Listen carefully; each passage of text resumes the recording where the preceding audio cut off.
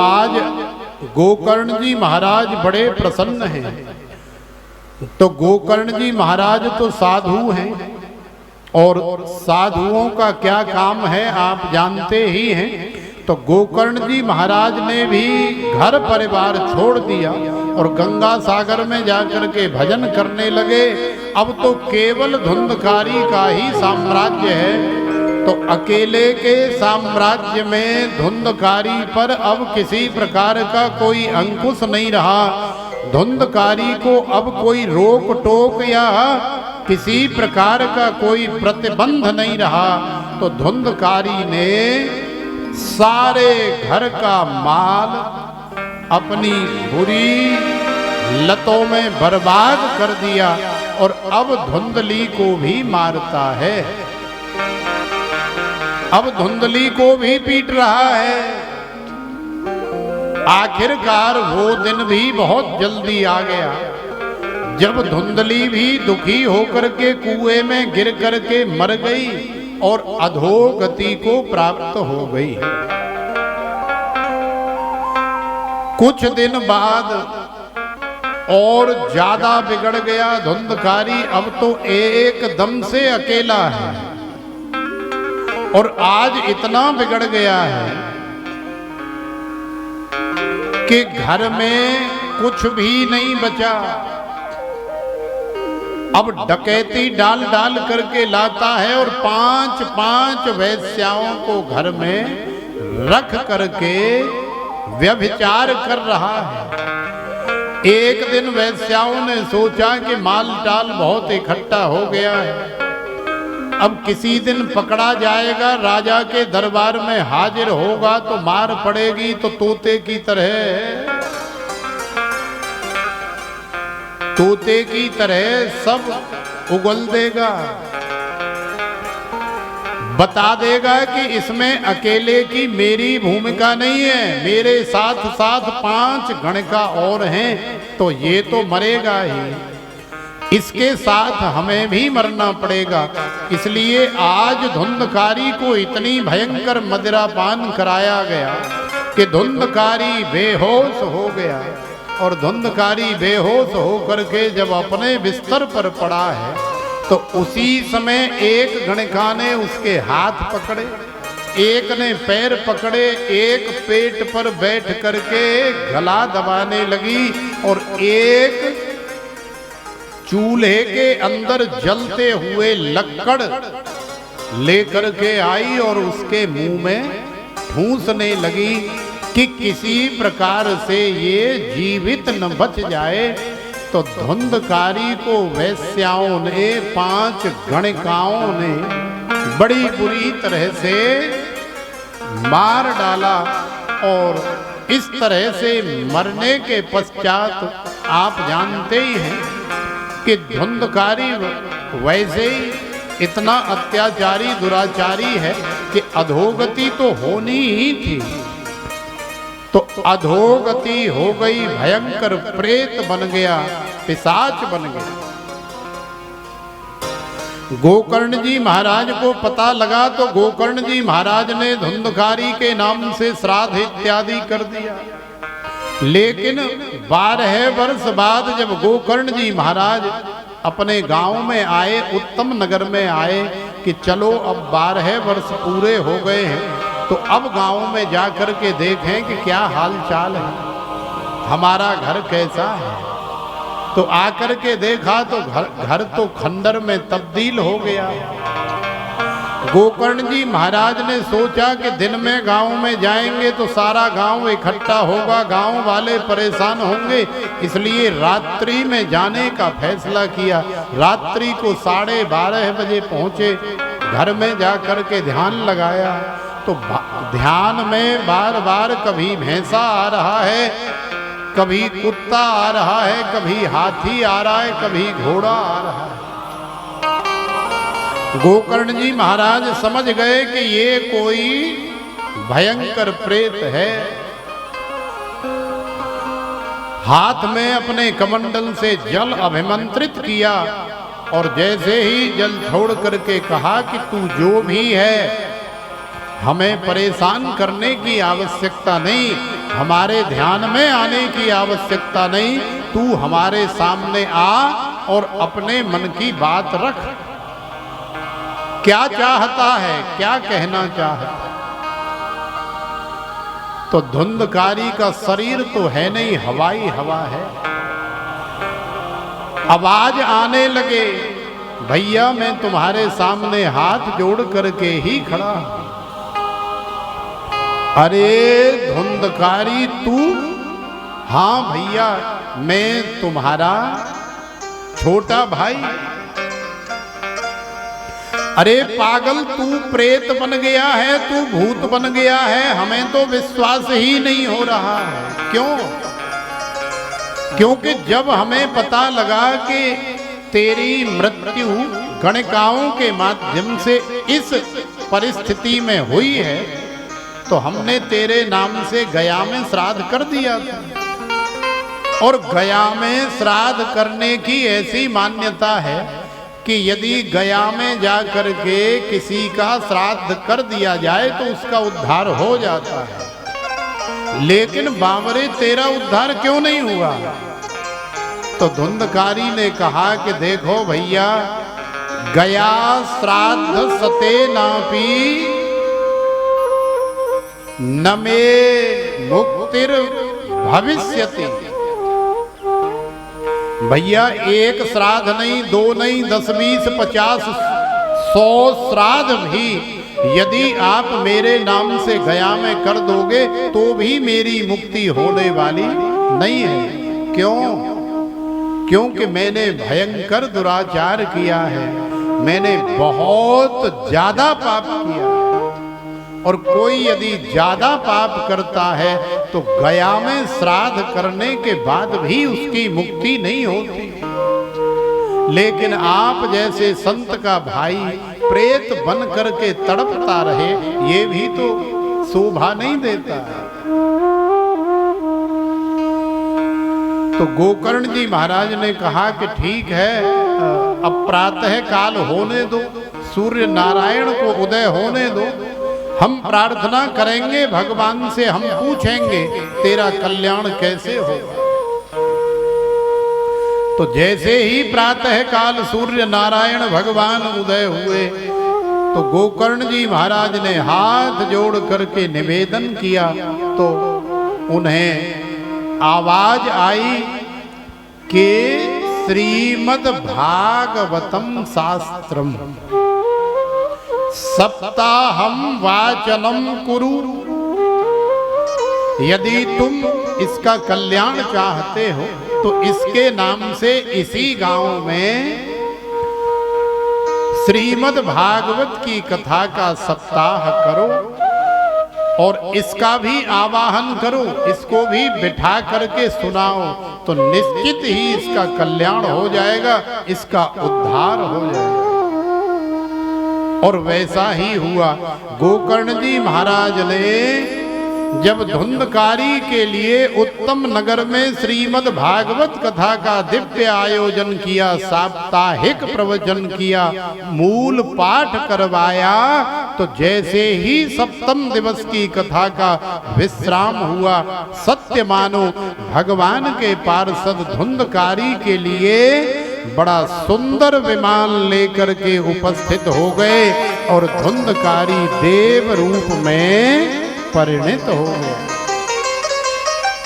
तो ऐसी है श्रीमद् भागवत की कथा। नारद जी को बड़ी प्रसन्नता हुई, बोले महाराज आपने कमाल कर दी। बताओ भगवान की कथा में कितनी सामर्थ्य है, मरे हुए का भी कल्याण करती है। और यदि कोई जीवित अवस्था में श्रवण कर ले तो फिर उसका तो कहना ही क्या है। इसलिए हमारे नंद नंदन की, हमारे ब्रज के रसिया की, हमारे रमण बिहारी, बांके बिहारी, रास बिहारी, कुंज बिहारी, छैल बिहारी, मुरली मनोहर की कथा का सदा सर्वदा श्रवण करना चाहिए। तो धुंधकारी का भी कल्याण हो गया। और उसके बाद में श्री गोकर्ण जी महाराज ने एक कथा और करी, जिस कथा के माध्यम से सारे उत्तम नगर वासियों का भी कल्याण हुआ। जैसे भगवान श्री राम अपनी समस्त अयोध्या नगरी को साथ में लेकर के चले गए थे, ऐसे ही गोकर्ण जी महाराज भी उस दूसरी कथा के बाद उत्तम नगरवासी नर नारियों को अपने साथ भगवान के धाम में लेकर के चले गए। तो ऐसी अद्भुत कथा है श्रीमद् भागवत की कथा, साधारण कथा नहीं है। स्वकीयम यद भवत तेजः, ये साक्षात श्री कृष्ण का ही तेज है। तच्च भागवते दधा तिरोधाय प्रविष्टोयम श्रीमद् भागवतार्णवम्। अब जैसे जैसे भाव से आप इसे कान के माध्यम से अपने भीतर घुसाओगे, अपने अंदर ले जाओगे, वैसा ही कार्य करेगी। डॉक्टर के द्वारा दी गई एक छोटी सी गोली जब तुम्हारे पेट में दूध या चाय या जल के माध्यम से पधार जाती है तो वो अपना काम करती है कि नहीं करती? सिर में दर्द हो रहा है, गोली खा लो तो आधे घंटे बाद ठीक हो जाए। लेकिन कब? जब वो तुम्हारे पेट में पधार जाए तब। ऐसा नहीं है कि डॉक्टर ने गोली दी और तुमने पत्ता सूंघ करके रख दिया। तो पत्ता सूंघने से दर्द बंद नहीं होगा, पत्ते के अंदर से गोली निकालनी पड़ेगी, जल लेना पड़ेगा, मुंह में डाल के निगलना पड़ेगा, पेट में पधार जाए तब आधे घंटे इंतजार भी करना पड़ेगा, तब तुम्हारा सिर जो है एकदम रिलैक्स हो जाए। तो ऐसे ही सूताख्याहि कथा सारम मम कर्ण रसायनम। हे श्री सूत जी महाराज, ये भगवान की कथा तो भव रोग की औषधि है, रसायन है, दवाई है। जैसे डॉक्टर की दवाई पेट में जाके शरीर को स्वस्थ करती है, ऐसे ही भगवान की कथा कानों के माध्यम से जब हमारे जीवन में जाती है तो सच मानो हमारा जीवन भी धन्य हो जाता है। हमारे जीवन की भी अनेकों प्रकार की बीमारियां ठीक हो जाती हैं। तो प्रेम से बोलो राधे।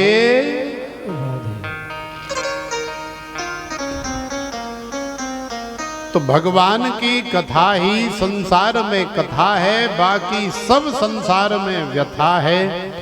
इसलिए ब्रज रज में लोट लगाए जइयो तू जब वृंदावन आवे।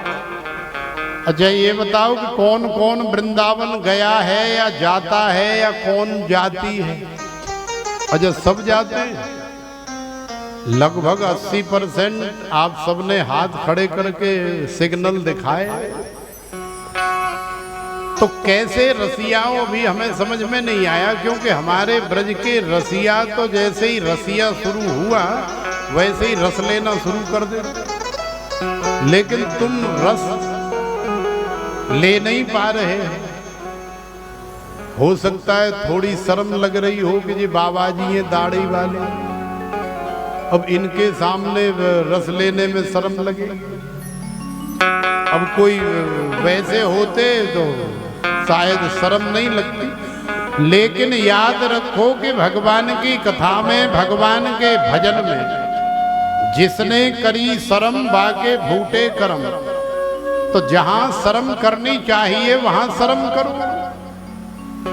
बोलिए श्री लड्डू गोपाल भगवान की जय।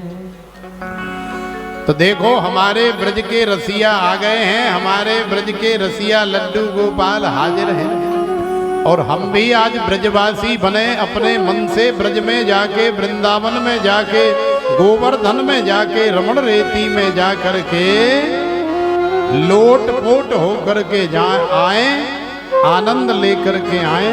तो आइए, बड़ा सुंदर ये भाव है, ब्रज रज में लोट लगाए जाइयो।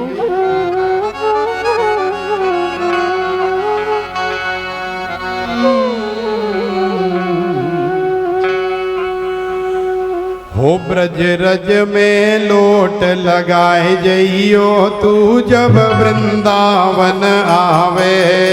ब्रज रज में लोट लगाए जइयो, तू जब वृंदावन आवे। ब्रज रज में लोट लगाए जइयो, तू जब वृंदावन आवे। ब्रज रज में लोट लगाए जइयो, तू जब वृंदावन आवे। तू जब वृंदावन आवे, तू जब बरसाने आवे। वृंदावन आवे, तू जब बरसाने आवे। तू जब वृंदावन आवे, तू जब बरसाने आवे। वृंदावन आवे, तू जब बरसाने आवे। ब्रज रज में लोट लगाए जइयो, तू जब वृंदावन आवे। ब्रज रज में लोट लगाए जइयो, तू जब वृंदावन आवे।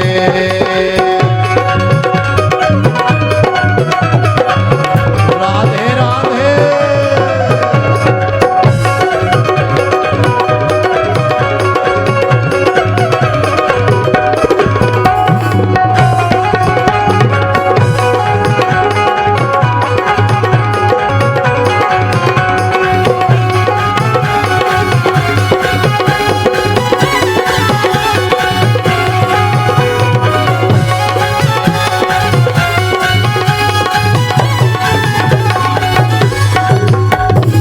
ये मन मेरो है मट में लो। मन मेरो है मत में लो। ये मन मेरो है मट में लो। मन मेरो है मत में लो। यारज कुमर कन्हैया खेलो। नारद कुंवर कन्हैया खेलो। यारज कुमर कन्हैया खेलो। नारद कुंवर कन्हैया खेलो। यारज तू नवाए जइयो, तू जब वृंदावन आवे। नारद तुलसी से नवाई जइयो, तू जब बरसाने आवे। ब्रज रज में लोट लगाए जइयो, तू जब वृंदावन आवे। ब्रज रज में लोट लगाए जइयो, तू जब वृंदावन आवे। दोनों हाथ उठा के ताली सेवा करते हुए गाइए, राधे राधे।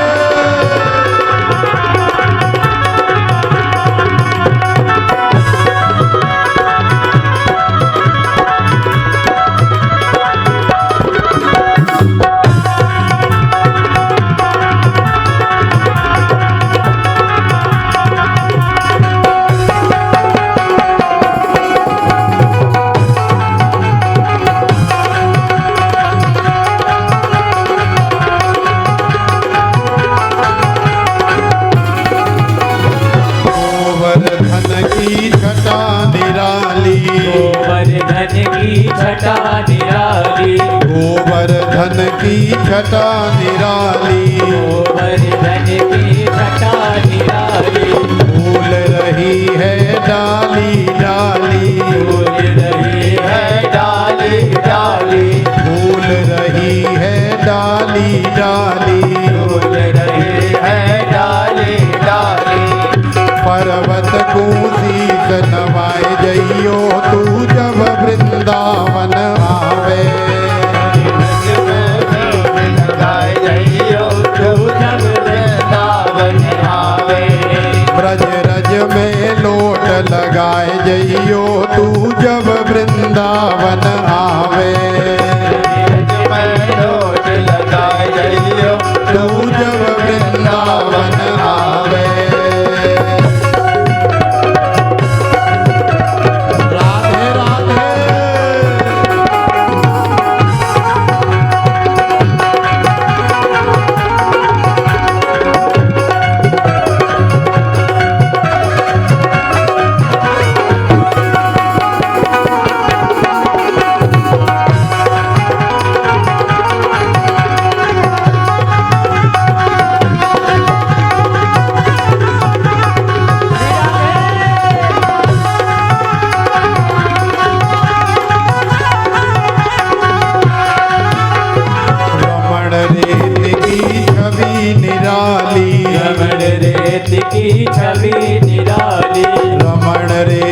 की छवि निराली, रमण रेख की छवि निराली, दर्शन दे रहे रमण बिहारी, दर्शन दे रहे रमण बिहारी, दर्शन दे रहे रमण बिहारी, दर्शन दे रहे रमण बिहारी। सतगुरु को शीस नवाए जइयो तू जब वृंदावन आवे, सतगुरु को शीस नवाए जइयो तू जब वृंदावन आवे, ब्रज रज में लोट लगाए जइयो तू जब वृंदावन आवे, रज में लोट लगाए जइयो तू जब वृंदावन आवे। अरे दोनों हाथ उठा के बोलो न राधे राधे।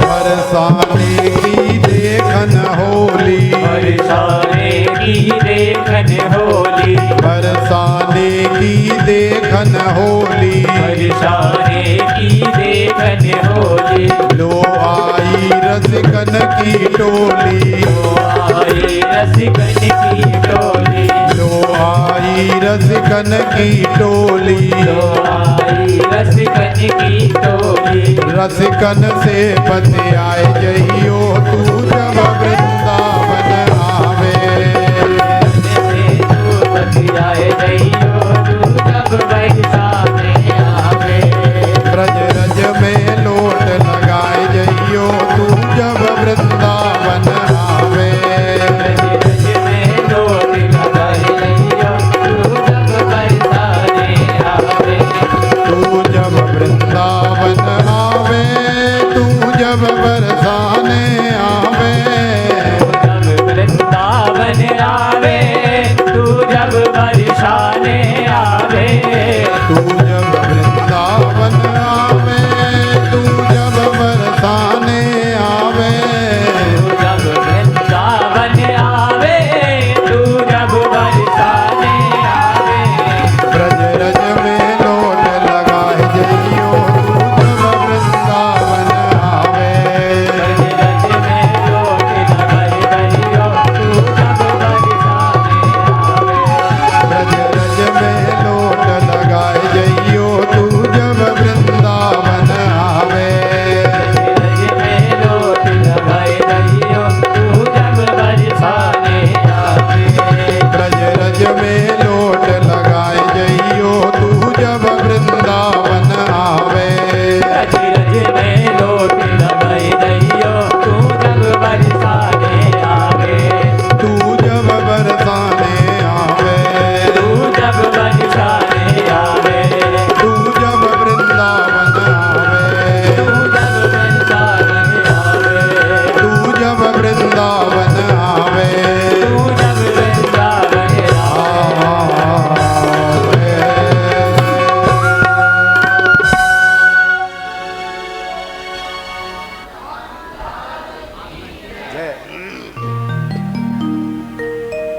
जय जय श्री राधे।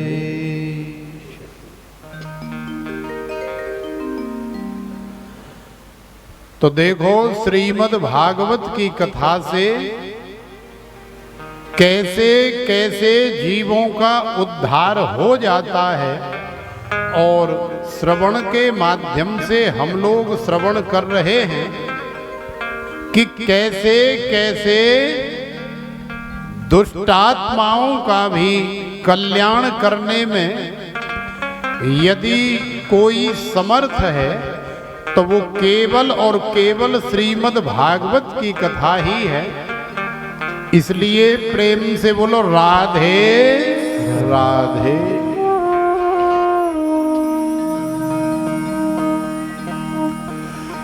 जन्माद्यस्य यतोऽन्वयादितरतः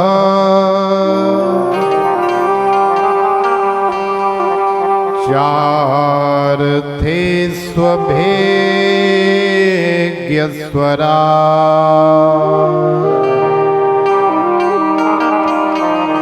तेने ब्रह्म हृदय आदि कवये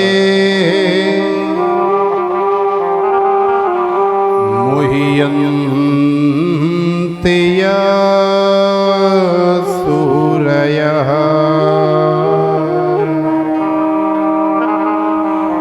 तेजो वारिमृदां यथा विनिमयो यत्र त्रिसर्गो मृषा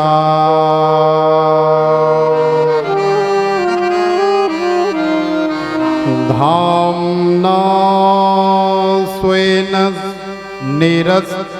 धाम्ना स्वेन सदा निरस्तकुहकम्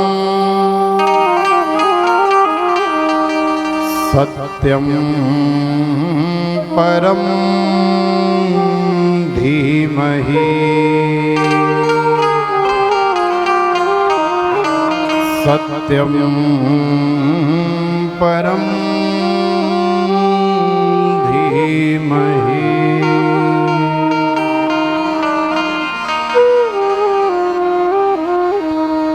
तो देखो श्री सुखदेव जी महाराज कह रहे हैं कि हे राजन, श्री सूत जी महाराज कह रहे हैं कि हे सौनकादि ऋषियों, भगवान की कथा की जब रचना हुई तो महर्षि वेदव्यास जी ने भगवान की कथा माने भागवत की कथा की रचना करी। और जब ग्रंथ तैयार हो गया तो ग्रंथ को लेकर के भगवान श्री हरि के पास महर्षि वेदव्यास जी गए और जाकर के भगवान से निवेदन किया कि हे प्रभु, ये ग्रंथ तैयार हो गया है, ये कथा तैयार हो गई है, अब आप आशीर्वाद दे करके इसका विमोचन कर दीजिए। तो भगवान ने महर्षि वेदव्यास जी से पूछा कि बेटा इसका नाम क्या रखा है? तो महर्षि वेदव्यास जी ने कहा कि इसका नाम है भागवत, माने भगवता प्रोक्तम भागवतम, जिसमें भगवान की और भगवान से संबंधित भगवान के भक्तों की ही कथाएं या चरित्र हैं, वही भागवत है। तो जैसा कि आप ये भी जानते होंगे कि भगवान श्री हरि जब भी क्षीर सागर में होते हैं, अब एक रूप से भगवान वैकुंठ में विराजमान रहते हैं, एक रूप से भगवान क्षीर सागर में विराजमान रहते हैं। अब चाहे किसी भी रूप से भगवान कहीं भी विराजमान हो, वहां किशोरी माने भगवती श्री तो रहेंगी ही। तो बगल में लक्ष्मी जी बैठी हुई। तो जब महर्षि वेदव्यास जी आए थे तो लक्ष्मी जी ने प्रसन्न मुख से उनका स्वागत किया, लेकिन जैसे ही पता लगा कि इसमें हमारा तो कोई नाम ही नहीं है, तो भगवती श्री का लक्ष्मी जी का मुंह थोड़ा सा लटक गया और व्यास जी की तरफ देखना बंद कर दिया। कोई माँ अपने बालक की तरफ देखना बंद कर दे तो बालक जो है बड़ा आतुर हो जाता है, बालक घबरा जाता है, क्योंकि बालक के लिए सबसे बड़ा सहारा उसकी माँ ही है। तो महर्षि वेदव्यास जी समझ गए कि जरूर हमसे कोई न कोई भूल हुई है, कोई न कोई गलती हुई है। तो समय मिलने पर पास में गए और चरणों में बैठ करके निवेदन किया, पूछा, बताओ मैया हमसे कोई भूल हुई? तो लक्ष्मी जी थोड़ा रोष में तो थी ही। अरे तुम भूल की बात कर रहे हो, तुमने तो महाभूल की है। तो कौन सी भूल की है? कि इतना बड़ा ग्रंथ लिखा जिसके अंदर कहीं भी राधा जी का नाम नहीं है, स्पष्ट रूप से। कहीं राधा शब्द लिखा है तो वो राधा नहीं है, वहां संधि हो रही है। यदि उसका विच्छेद करेंगे तो वो आधा हो जाता है। माने अर्थ के रूप में, शब्द के रूप में भले ही राधा नजर आ रहा है, लेकिन संधि का जब विच्छेद करेंगे, अलग अलग करके अर्थ करेंगे तो वो राधा का आधा हो जाता है। इसलिए श्रीमद् भागवत में कहीं भी राधा जी का, श्री जी का नाम ही नहीं है।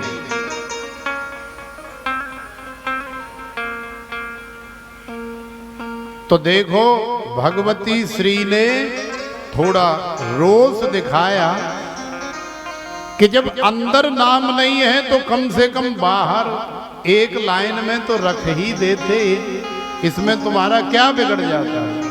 भगवान का तुमने इतना बड़ा लंबा चौड़ा गुणगान कर दिया, भगवान के भक्तों का भी ऐसा गुणगान कर दिया, तो हमसे कोई दुश्मनी है क्या? अरे कहीं किसी एक कोने में हमें भी थोड़ी सी जगह मिल जाए। तब महर्षि वेदव्यास जी को समझ में आया कि अच्छा ये बात है। अरे मैया नाराज क्यों हो रही हो? ये लो भगवता प्रोक्तम भागवतम, भगवत्या प्रोक्तम भागवतम, माने भागवत। तो भागवत से पहले महर्षि वेदव्यास जी ने श्री और लगा दिया। तो अब क्या हो गया? श्री और श्री के आगे लगा दिया मद। मद माने होता है युक्त, मिला हुआ, और श्री माने संसार में आपको जो कुछ भी ऐश्वर्य नजर आ रहा है वो सब श्री का ही ऐश्वर्य है, वो श्री की ही सत्ता है। 6 प्रकार का संसार में ऐश्वर्य है, वो सब श्री है। तो श्री मद लगने से तात्पर्य क्या हुआ कि ये जो भागवत है, ये जो कथा है, ये श्री से युक्त है, माने श्री से मिली हुई है, पृथक नहीं है। जिसे संसार का कोई भी वैभव चाहिए वो भागवत पढ़े और भागवत सुने, वो श्री की कृपा का पात्र हो जाता है, क्योंकि ये श्री से मद है, माने युक्त है। अब जैसे मान लो कि 1 कुंटल जल के अंदर और 1 बोतल रूह अफ़ज़ा की खोल करके डाल देते हैं तो सारा जल लाल या पिंक जैसा हो जाता है कि नहीं? उसमें रूह अफ़ज़ा की वो खुशबू भी आने लगती है और पीने में बड़ा सुंदर लगता है। ऐसे ही यदि 100 ग्राम गुलाब जल की शीशी डाल देंगे तो 1 कुंटल जल जो है वो गुलाब जल की खुशबू से भर जाएगा। तो ऐसे ही भगवान की ये भागवत कथा श्री से युक्त है, संपन्न है। तो मैया लक्ष्मी भी प्रसन्न हो गई, भगवान भी प्रसन्न हो गए, भागवत का विमोचन हो गया, भागवत का संसार में प्रकाशन हो गया।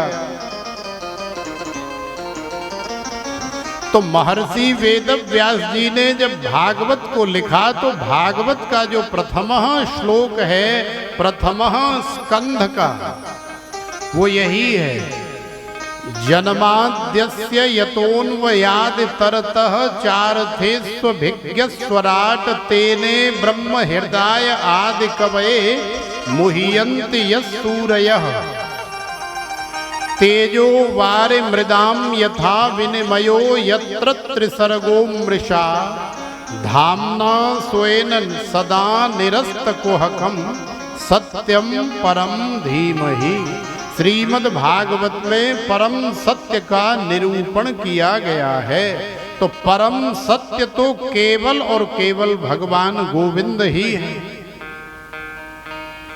आद्यस्य जन्मादि विकार रहितस्यापि यतः यत्र वसुदेव गृहे जन्मः। महर्षि वेदव्यास जी देखो पहले ही श्लोक में भगवान के जन्म का स्मरण कर रहे हैं। भगवान की दूसरी पंक्तियों में भगवान की लीलाओं का स्मरण कर रहे हैं, भगवान की क्रीड़ाओं का स्मरण कर रहे हैं। यही तो महापुरुषों की महानता है कि श्लोक एक ही है 4 लाइन का, और अभी भागवत का शुभारंभ हो ही रहा है, लेकिन कहां कहां का स्मरण महर्षि वेदव्यास जी ने कर लिया।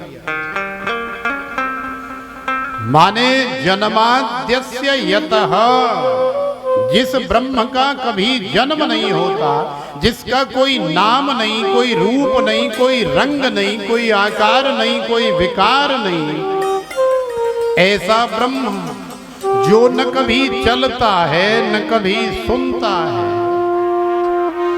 ऐसा ब्रह्म जिसके लिए महर्षि वेदव्यास जी कह रहे हैं कि जन्माद्यस्य यतः, उसका जन्म हुआ। कहां हुआ? श्री वसुदेव जी के घर में हुआ। लेकिन विचार करने वाली बात है कि वसुदेव जी के घर में जन्म कहां हुआ। वसुदेव जी तो भैया कैद खाने में, कंस के कारागार में कैद थे, तो वहां घर कहां है? भाई हम कहीं जेल में पड़े हो तो वो जेल कोई हमारा घर थोड़ा ही है। कन्हैया ने जन्म तो जेल में लिया। और महर्षि वेदव्यास जी कह रहे हैं कि यतः यत्र वसुदेव गृहे जन्मः, माने भगवान का, ब्रह्म का, कन्हैया का जन्म वसुदेव जी के घर में हुआ। तो सोचोगे कि नहीं कि ये बाबा सही बोल रहे, ये बाबा ठीक कह रहे हैं, क्योंकि कन्हैया का जन्म सारी दुनिया जानती है कंस के कारागार में हुआ। तो हमारे जैसे मूर्ख 10-20 पहुंच गए महर्षि वेदव्यास जी के पास। महापुरुषों की वाणी, वेद वाणी, कई बार हम अर्थ का अनर्थ कर लेते। हम जानते ही नहीं कि घर क्या होता है। क्यों? क्योंकि हम लोग ईंट पत्थर के मकान, बड़ी बड़ी बिल्डिंगें, बड़ी बड़ी कोठियां, बड़े बड़े बंगले, बड़े बड़े राजभवन, इनको ही तो अपना घर मानते हैं। लेकिन वास्तविकता ये है कि ये हमारा घर नहीं है। तो फिर हमारा घर कौन है? तो देखो, हमारा घर तो हमारी भार्या, हमारी जो अर्धांगिनी, हमारी जो पत्नी है, वही हमारा घर है। वो हमारे साथ चाहे झोपड़ी में रहे, चाहे जंगल में रहे, चाहे मंगल में रहे, चाहे कहीं कोठी या बंगले में रहे, वही हमारा घर है। क्योंकि उसके बिना हमारा जीवन अधूरा है। ये बड़े बड़े महल, बड़े बड़े बंगले, बड़ी बड़ी कोठियां यदि हमारे पास भार्या नहीं है तो ये किसी शमशान से ज्यादा नहीं है, हमारे लिए किसी काम के नहीं है। तो हमारे श्री वसुदेव जी का घर तो मैया देवकी है। अब वो मैया देवकी कंस के कारागार में रहे तो वहां वसुदेव जी का घर है। वो देवकी कहीं बंगले में रहे तो वहां वसुदेव जी का घर है। वो देवकी कहीं जंगल में रहे तो वो वसुदेव जी का घर है। तो महर्षि वेदव्यास जी इसलिए कह रहे हैं कि हमारा जो वास्तविक घर है वो हमारी पत्नी ही होती है, उसके बिना हमारा जीवन अधूरा है। कितने भी घर बना लो, कितने भी मकान बना लो, कितने भी महल बंगला बना लो, यदि विवाह नहीं हुआ है तो फिर वो किसी काम के नहीं है, रह नहीं पाओगे उसमें ज्यादा दिन। मान लो आपको कोई 2, 4, 10, 20 हजार करोड़ के बंगले में कैद कर दे, ताला लगा दे और तुम अकेले उसमें कितने दिन रह लोगे? पागल हो जाओगे 6 महीने में। और यदि पत्नी है तो सच बता रहा हूं, आप पूरा जीवन उसमें अंदर गुजार दोगे, पूरा जीवन, बाहर आने की भी आवश्यकता नहीं। तो ईंट पत्थर का मकान यदि घर होता तो आप पत्नी के बिना भी रह सकते थे, लेकिन ऐसा नहीं है। न गृहम गृहमित्याहु गृहिणीम गृहम उच्यते। जीव का जो वास्तविक घर है वो गृहिणी है, और घर को चलाने वाली, घर को संभालने वाली, घर को स्वर्ग बनाने वाली भी गृहिणी है, और घर को नरक बनाने वाली भी गृहिणी ही है।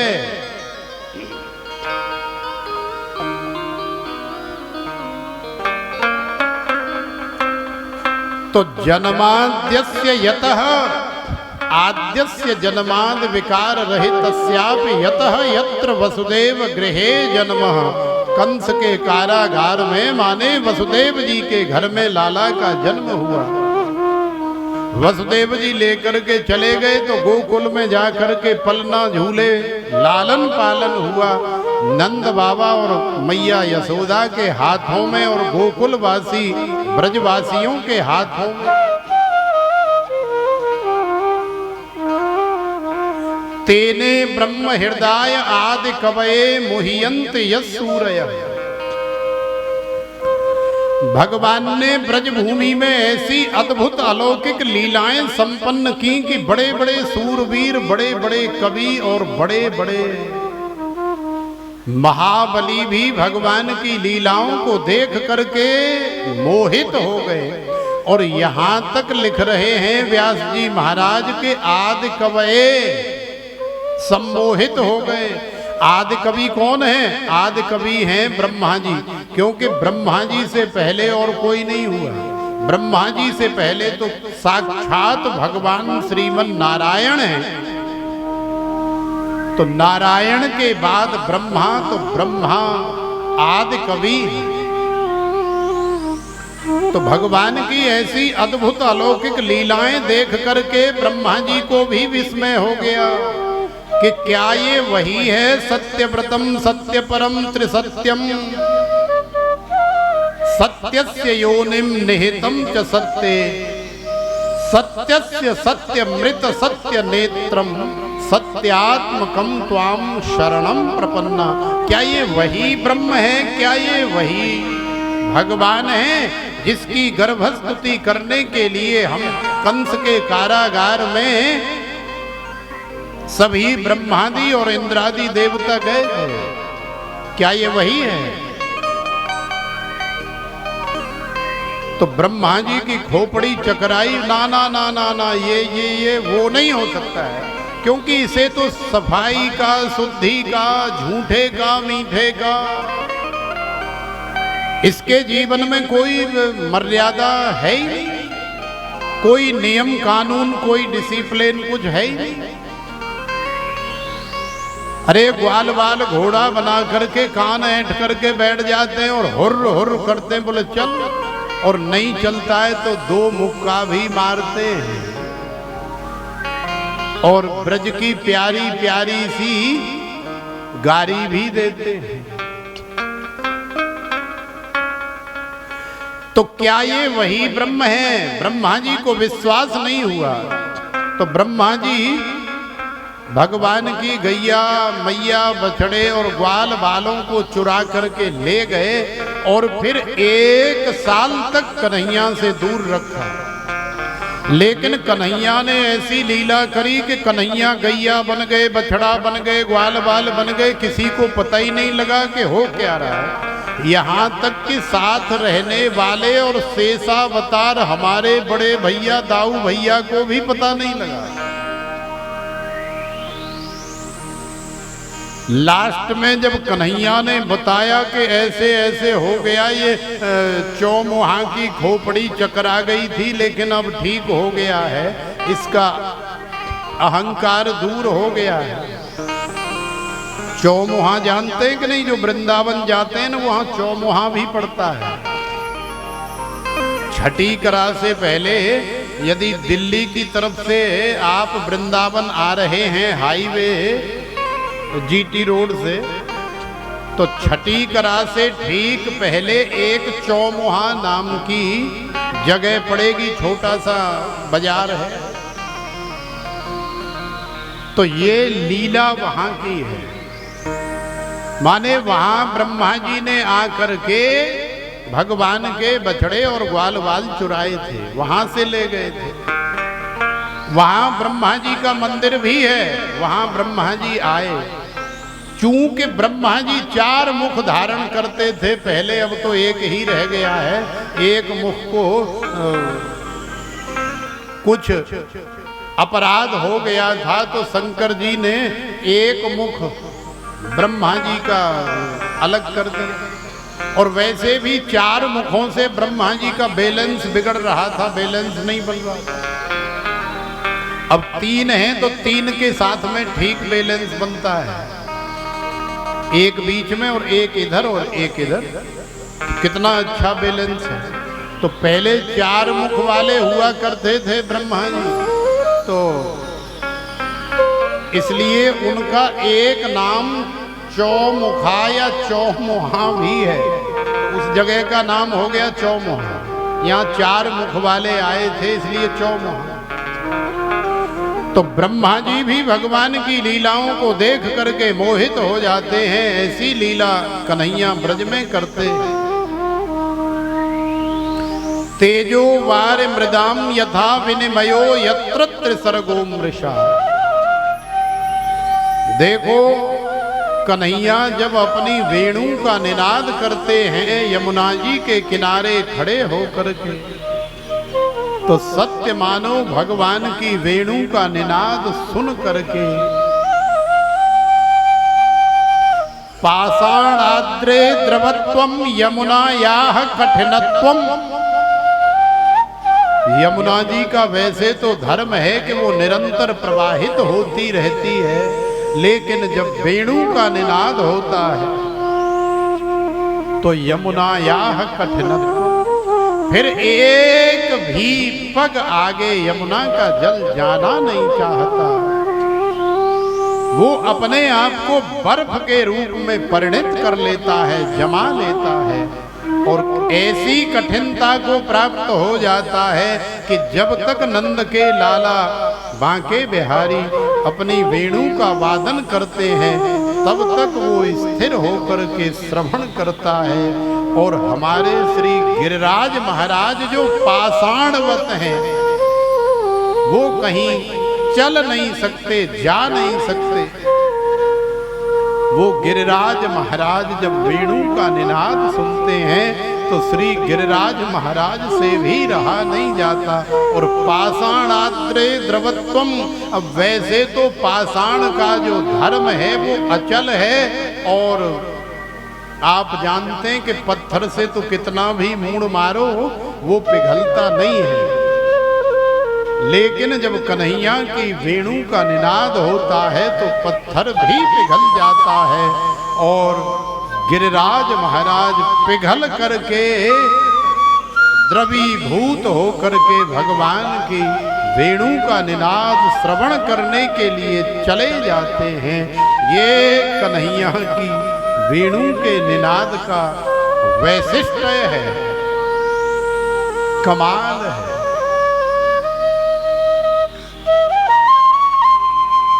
भगवान की लीलाओं में, भगवान के धाम में यत्र त्रिसर्गो मृषा, 3 सर्ग हैं जो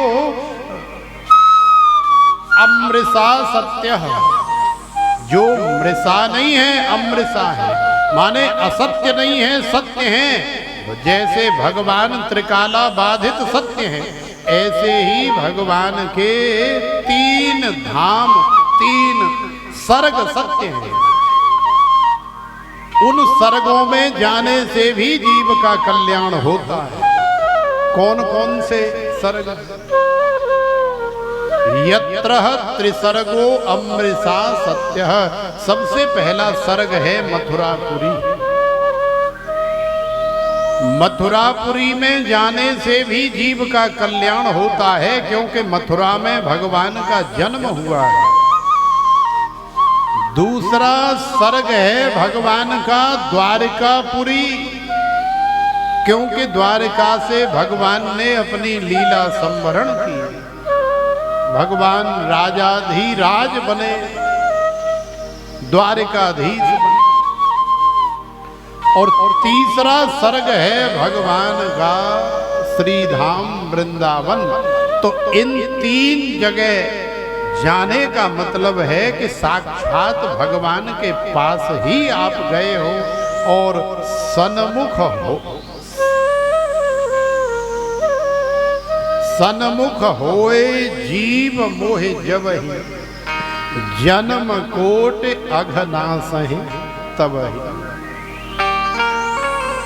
तो भगवान के सामने जाओगे तो निश्चित ही तुम्हारे जन्म जन्मांतर के जो अघ हैं, जो पाप हैं, वो नष्ट ध्वस्त समाप्त हो जाएंगे और तुम्हारा कल्याण हो जाएगा। तो देखो, महर्षि वेदव्यास जी ने श्रीमद् भागवत के पहले ही श्लोक में भगवान की लीलाओं का स्मरण कर लिया। बड़ा आनंद आने वाला है। आगे आगे इस कथा में श्रवण करते रहेंगे। लेकिन चूंकि माता बहनों का भी एक भाव रहता है कि ज्ञान के साथ थोड़ा सा आनंद वाला पुट भी लगना अति आवश्यक है। तो दिल मेरा ले गया सांवरिया, हमारे लड्डू गोपाल सांवरिया सरकार बैठे भी हैं। दिल मेरा ले गया सांवरिया, ओढ़ के कारी कामरिया।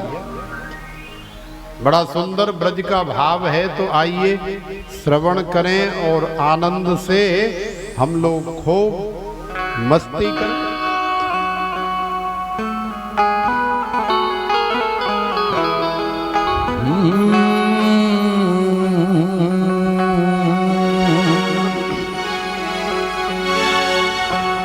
दिल मेरा ले गया सांवरिया, ओढ़ के कारी कामरिया। दिल मेरा ले गया सांवरिया, ओढ़ के कारी कारिया। दिल मेरा ले गया सांवरिया, ओढ़ के कारी कामरिया। दिल मेरा ले गया सांवरिया, ओढ़ के कारी कारिया। हो दिल मेरा ले गया सांवरिया, ओढ़ के कारी कांवरिया। दिल मेरा ले गया सांवरिया, ओढ़ के कारी कांवरिया।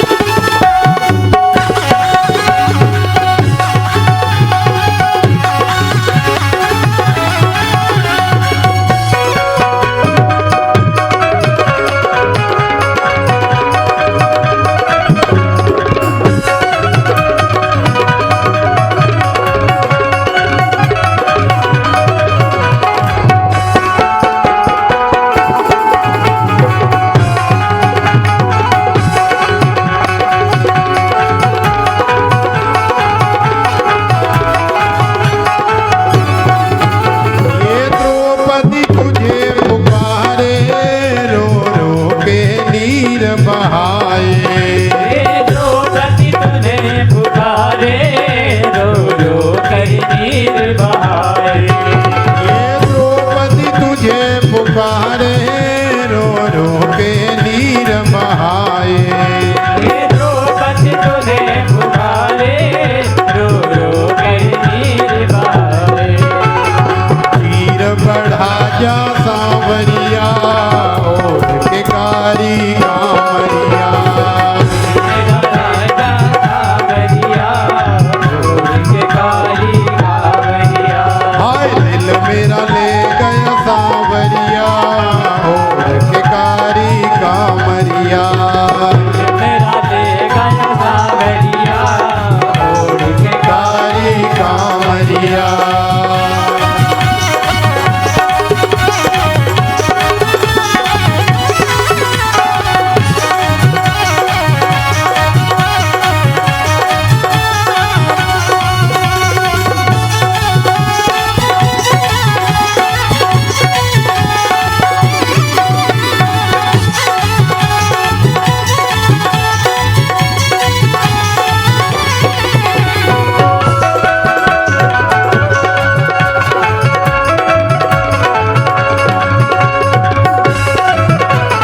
राधे राधे।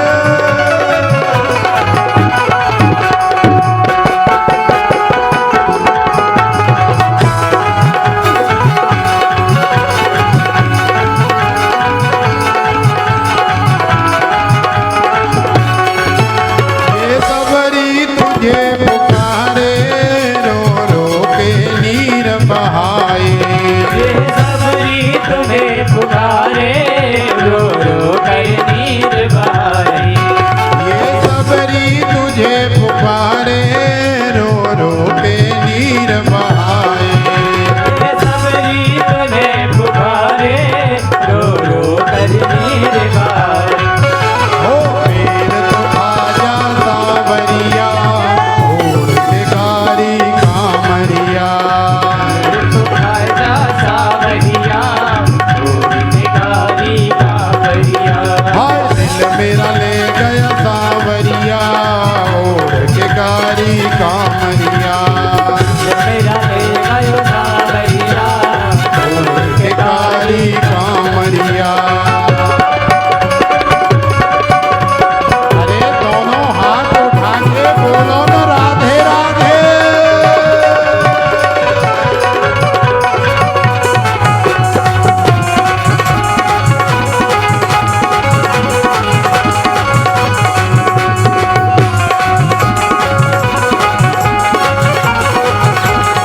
राधे राधे।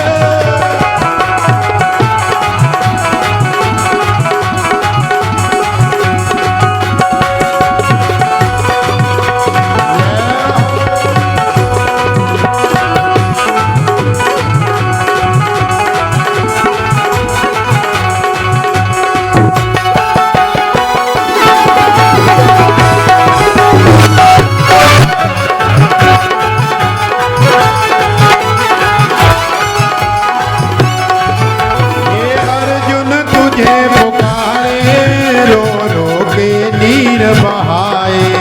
ये अर्जुन तुझे पुकारे रो रो कर नीर बहाए। ये अर्जुन तुझे पुकारे रो रो के नीर बहाए। ये अर्जुन तुझे पुकारे रो रो कर नीर बहाए। ज्ञान सुना जा सांवरिया ओढ़ के कारी कांवरिया। सुना जा सांवरिया ओढ़ के कारी कांवरिया। गीता ज्ञान सुना जा सांवरिया ओढ़ के कारी कांवरिया। सुना जा सांवरिया ओढ़ के कारी कांवरिया। आज दिल मेरा ले गया सांवरिया ओढ़ के कारी कांवरिया। दिल मेरा ले गयो सांवरिया ओढ़ के कारी कांवरिया। दिल मेरा ले गया सांवरिया ओढ़ के कारी कांवरिया।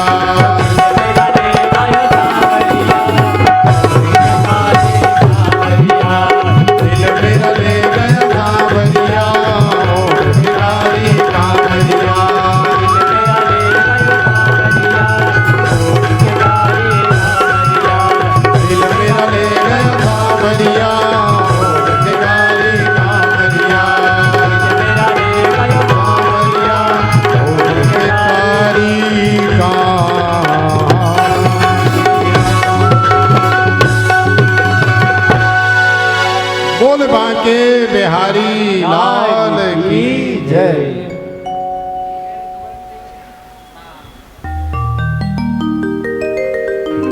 जय श्री राधे श्याम।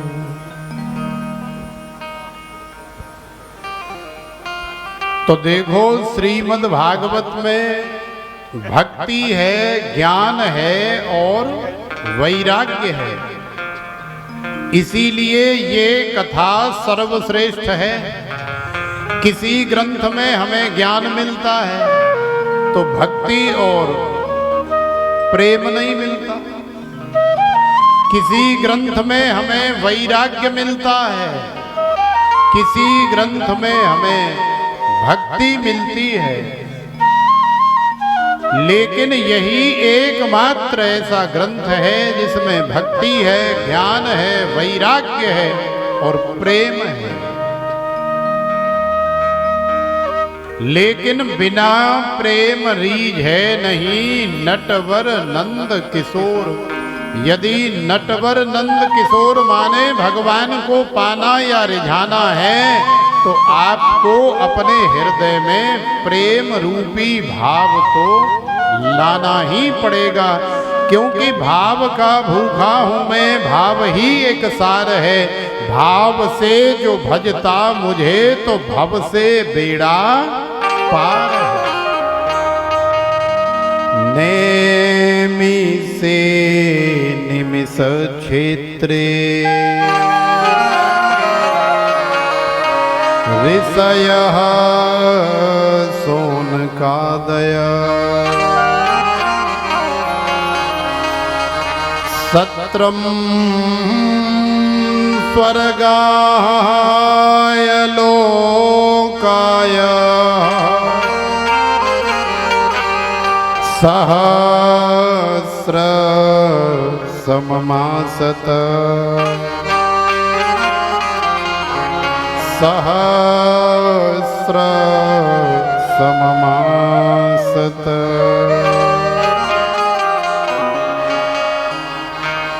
तो देखो नेमी सारण्य की परम पावन भूमि पर 1 सहस्र माने 1000 वर्ष तक चलने वाली ये कथा, ये सत्संग सत्र चल रहा है, जिसमें बड़े बड़े देवता, बड़े बड़े ऋषि मुनि, बड़े बड़े ज्ञानी ध्यानी, योगी त्यागी, तपस्वी वैरागी, बड़े बड़े सुंदर सतगृहस्थ आनंद ले रहे हैं। उसी सत्संग सत्र का, उसी कथा का हम भी सभी समानावासी हमारी श्रीमती कमलेश रानी और श्री राजेंद्र सिंगला जी के माध्यम से आनंद ले रहे हैं। तो प्रेम से बोलो राधे राधे। देखो सोनकादि ऋषियों ने श्री सूत जी महाराज से 6 प्रश्न पूछे। कौन कौन से 6 प्रश्न? किम श्रेयः शास्त्र सारकः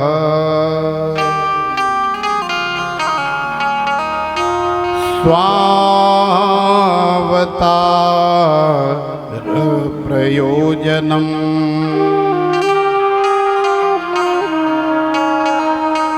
किम कर्म केवताराश्च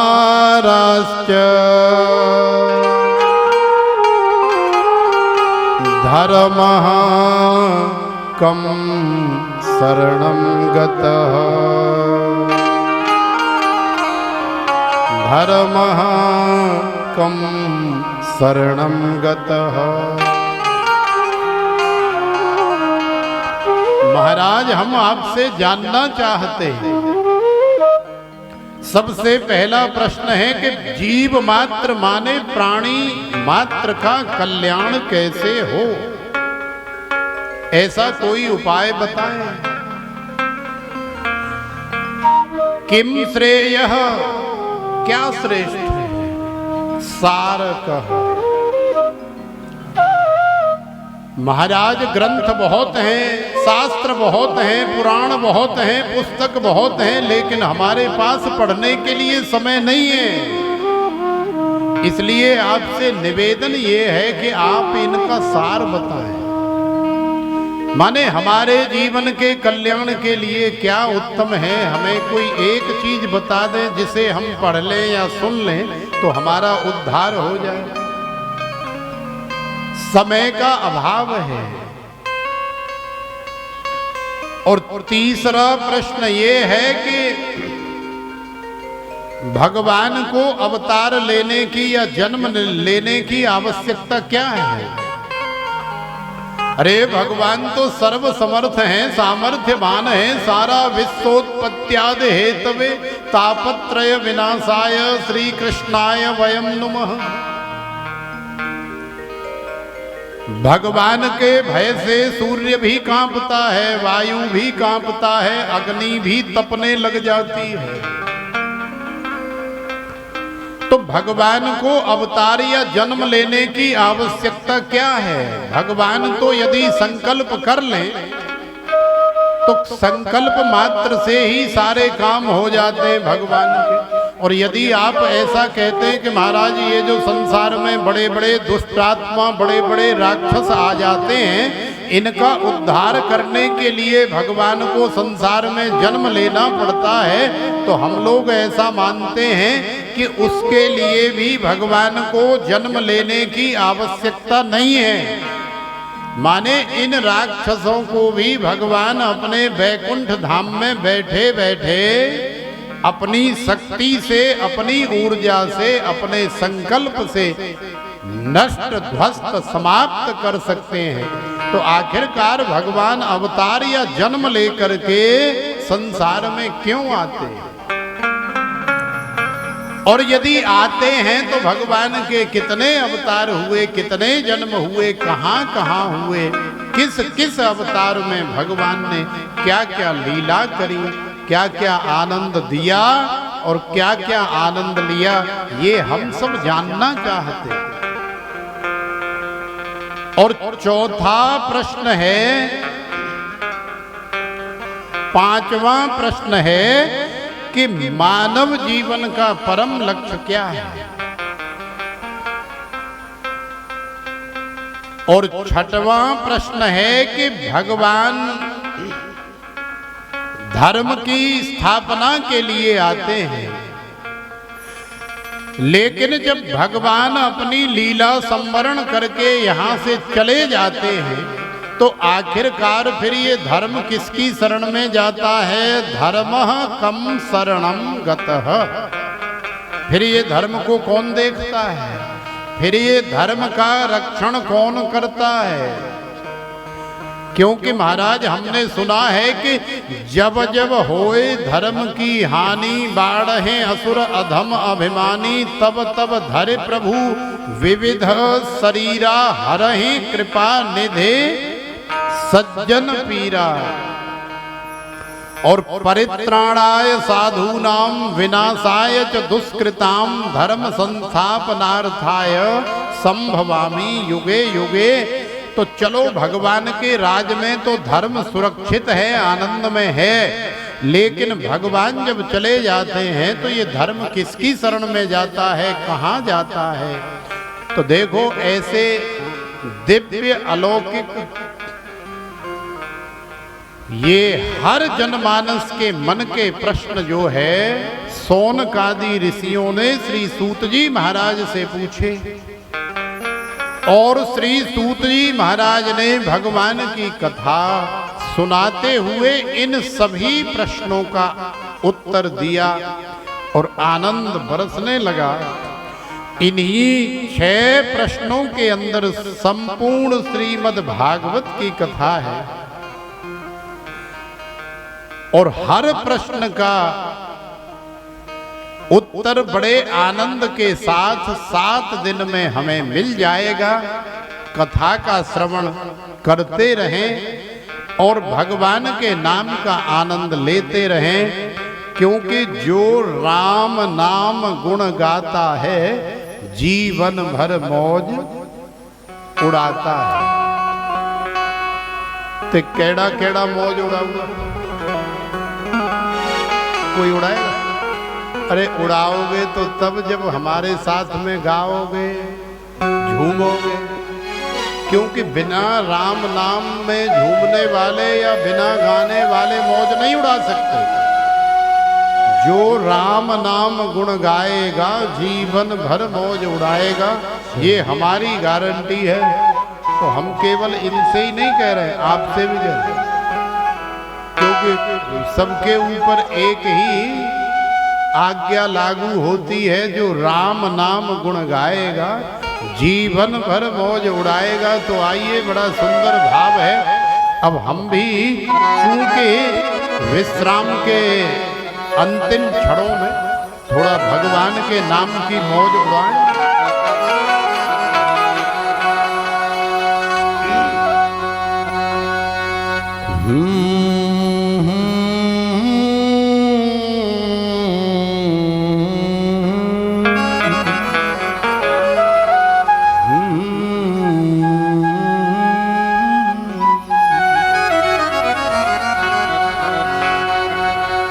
जो राम नाम गुण गाता है जीवन भर मौज उड़ाता है। जो राम नाम गुण गाता है जीवन भर मौज उड़ाता है। जो राम नाम गुण गाता है जीवन भर मौज उड़ाता है। जो राम नाम गुण गाता है जीवन भर मौज उड़ाता है। जीवन भर मौज उड़ाता है। जीवन भर मौज उड़ाता है। जीवन में बड़ा सुख पाता है। जीवन में बड़ा सुख पाता है। जो राम नाम गुण गाता है जीवन भर मौज उड़ाता है। राम नाम गुण गाता है जीवन भर मौज उड़ाता है।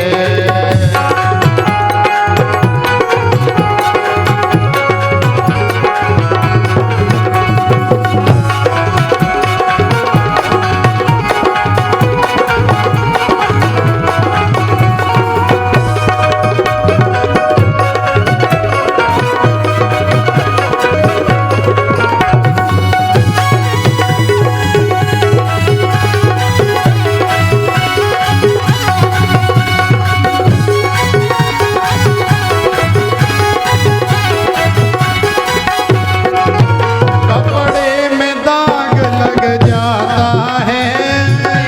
दाग लग जाता है। कपड़े में दाग लग जाता है। कपड़े में दाग लग जाता है। वो साबुन से धुल जाता है। वो साबुन से धुल जाता है। वो साबुन से धुल जाता है। वो साबुन से धुल जाता है। जब कुल में दाग लग जाता है उसे कोई छुड़ा नहीं पाता है। फूल में दाग लग जाता है उसको कोई छुड़ा नहीं पाता है। जो राम नाम गुण गाता है जीवन भर मौज उड़ाता है। जो राम नाम गुण गाता है जीवन भर मौज उड़ाता है।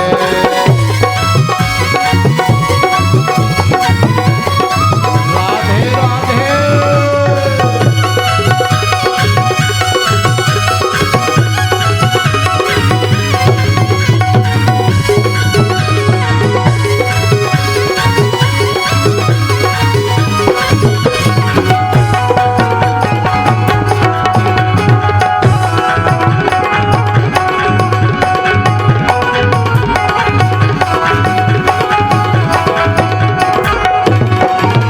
जो सिर से साड़ी फिसल गई।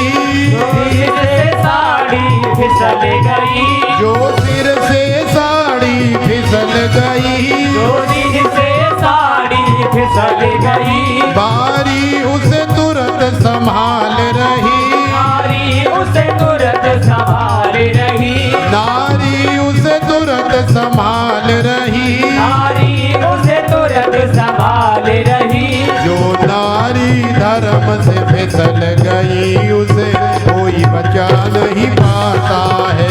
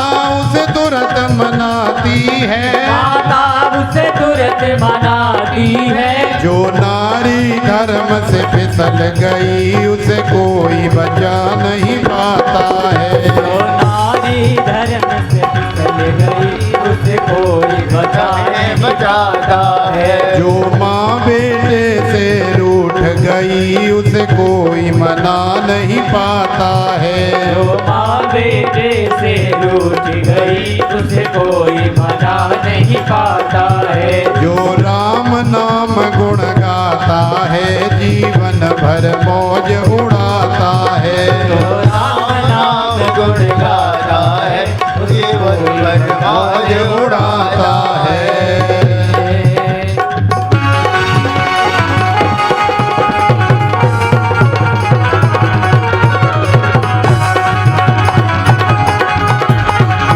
अरे बोलो न राधे राधे।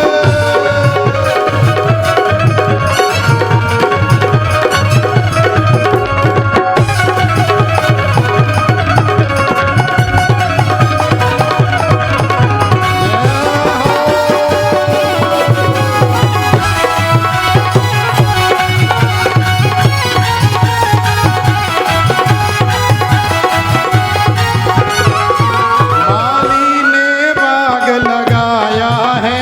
माली ने बाग लगाया है। माली ने बाग लगाया है। माली ने बाग लगाया है। डाली पर फूल खिलाया है। डाली पर फूल खिलाया है। डाली पर फूल खिलाया है। डाली पर फूल खिलाया है। जो पेड़ से डाली टूट गई उसे कोई लगा नहीं पाता है। डाली टूट गई उसे कोई नहीं लगाता है। जो पेड़ से डाली टूट गई उसे कोई लगा नहीं पाता है। पेड़ से डाली टूट गई उसे कोई लगा नहीं पाता है। जो राम नाम गुण गाता है जीवन भर मौज उड़ाता है। जो राम नाम गुण गाता है जीवन भर मौज उड़ाता है। जीवन में बड़ा सुख पाता है। जीवन में बड़ा सुख पाता है। जीवन भर मौज उड़ाता है। जीवन भर मौज उड़ाता है। जो राम नाम गुण गाता है जीवन भर मौज उड़ाता है। राम नाम गुण गाता है जीवन भर मौज उड़ाता है। जो राम नाम गुण गाता है जीवन भर मौज उड़ाता है। जो राम नाम गुण गाता है जीवन भर मौज उड़ाता है।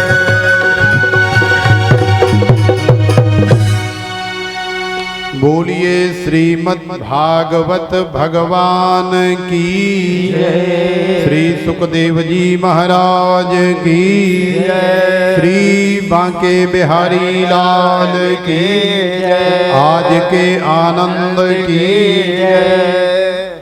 जय जय श्री राधे। तो आइए आरती से पूर्व हमारे भाई साहब कुछ सूचना देंगे, कुछ कहेंगे। तत्पश्चात हम लोग आज की कथा का यहीं विश्राम करके और आरती करके, आरती लेकर के, प्रसाद लेकर के ही यहाँ से जाएं, तभी संपूर्ण फल की हमें प्राप्ति होती है। तो आइए सूचना श्रवण करें। बहुत शुक्रिया महाराज जी। सबसे पहले व्यासपीठ पर विराजमान परम पूज्य स्वामी जी और उनके साथ संत मंडली, आप सभी के श्री चरणों में जितने भी भक्तजन यहाँ बैठे हैं सभी की तरफ से प्यार भरी वंदन। एक बार जोरदार जयकार के साथ स्वामी जी का धन्यवाद करेंगे। बोलो बांके बिहारी लाल की। दूसरा दिन आज कथा का श्रीमद् भागवत महापुराण कथा आदरणीय रजिंदर सिंगला जी, इन्होंने जब मेरे को बोला कि आपकी सेवा लगानी है तो मैंने मना कर दिया। अगर ये मेरी बात मान लेते तो मैं अपनी ज़िंदगी के सबसे अद्भुत पल शायद गवा देता, लेकिन इन्होंने जिद पकड़ के रखी कि आपकी सेवा ठाकुर जी के चरणों में लगानी है। मेरे पास शब्द नहीं है मैं किन शब्दों से इनका धन्यवाद करूं, क्योंकि पहली बार मुझे इस कथा को श्रवण करने का मौका मिला और इन्होंने ये कथा कोई स्वार्थ के लिए नहीं करवाई है। सभी जानते हैं, इन्होंने निमंत्रण पत्र के ऊपर भी लिखा है, सर्व जन कल्याण हेतु श्रीमद् भागवत महापुराण कथा।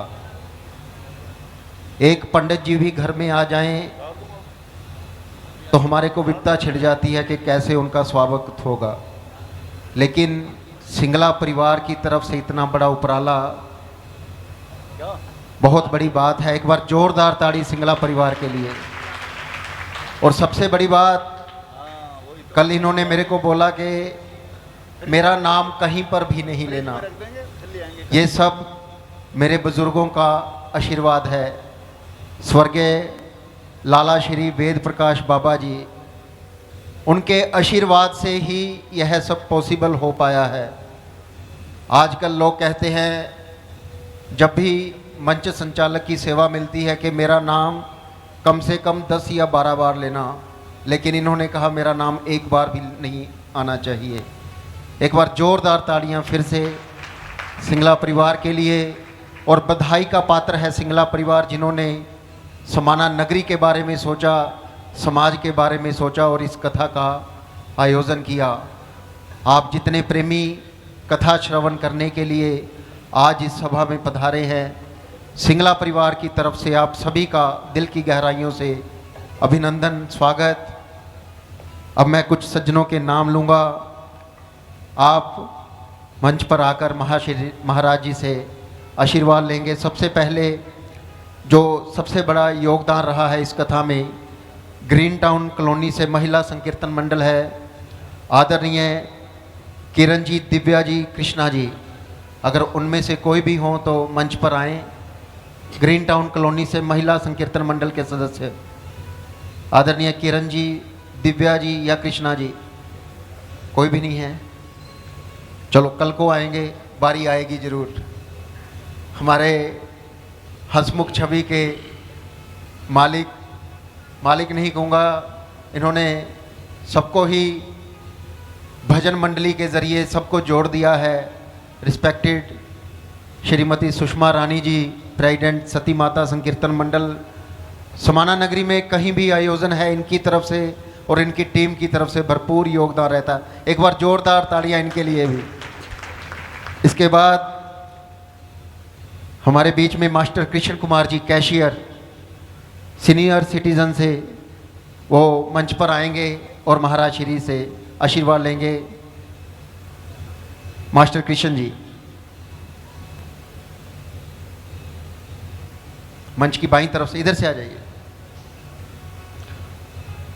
इनके बाद श्री सुभाष सिंगला जी, जो विशेष रूप से करनाल से हमारे बीच आए हैं, श्री सुभाष सिंगला जी, वो भी मंच पर आएंगे और महाराज श्री से आशीर्वाद लेंगे।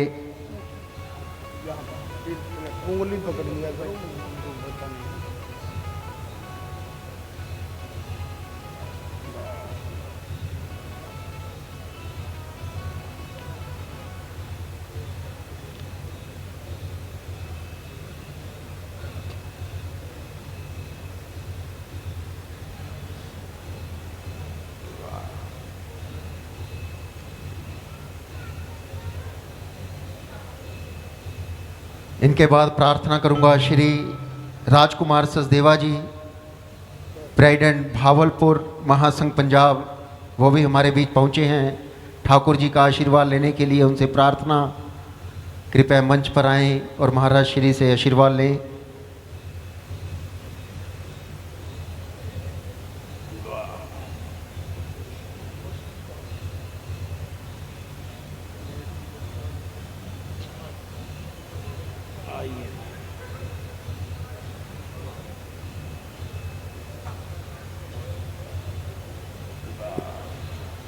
इनके बाद प्रार्थना करूंगा श्री रमेश कुमार जी, गोगिया प्रेसिडेंट, सत्संग भवन समाना।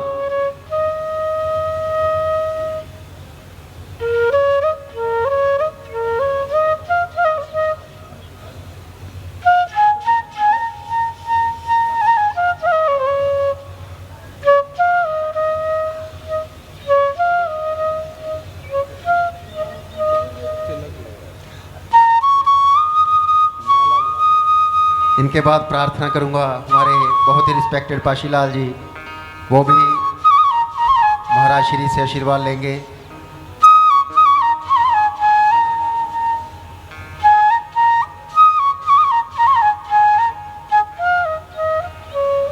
एक बार फिर से आप सभी का दरबार में पहुंचने पर सिंगला परिवार की तरफ से बहुत बहुत धन्यवाद।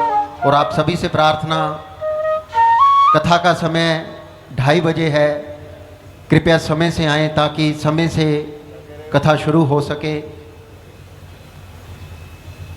और हमारे बीच में आम आदमी पार्टी के मैडम सुनैना मित्तल जी पहुँचे हैं, उनका भी वेलकम। उनसे भी प्रार्थना, कृपया मंच पर आकर महाराज श्री से आशीर्वाद लें।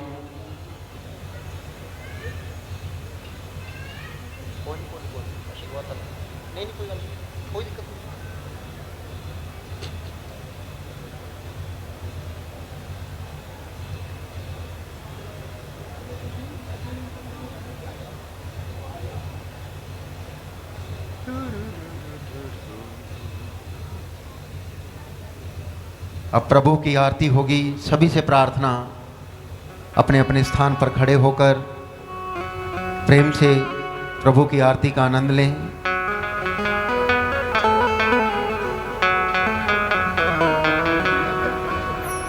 सिंगला परिवार की तरफ से प्रार्थना, सभी प्रभु का प्रसाद जरूर लेकर जाएं, बिना प्रसाद के कोई भी ना जाए। हाथ जोड़कर प्रार्थना सभी से।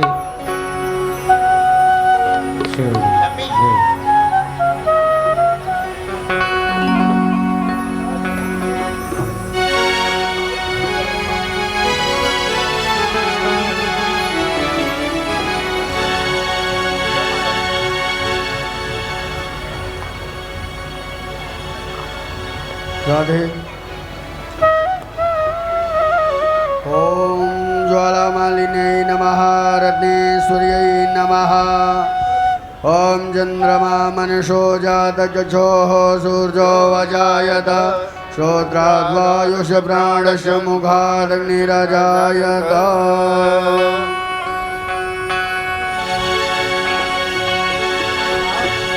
विजय जी आओ। मैं आरती तेरी गाऊं, होके सब कुंज बिहारी।